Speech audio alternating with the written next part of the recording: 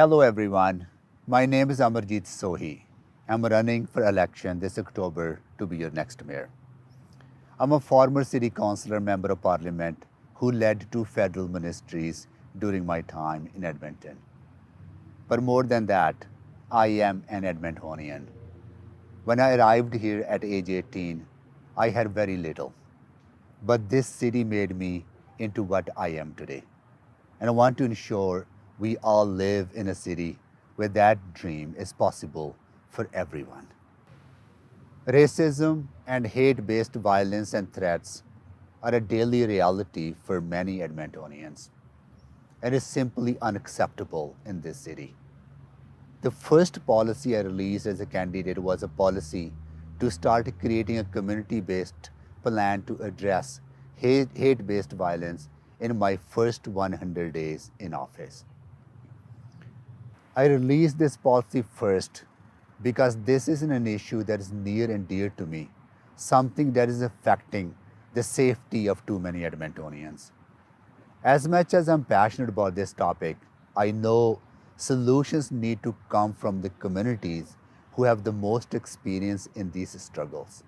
And I hope that if I'm elected, members of the Jewish community will join me in creating that plan to tackle hate based violence and anti Semitism.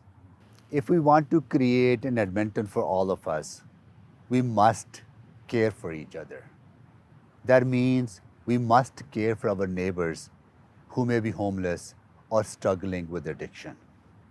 The city has made good progress addressing homelessness over the past 10 years, but COVID 19 has set us back significantly.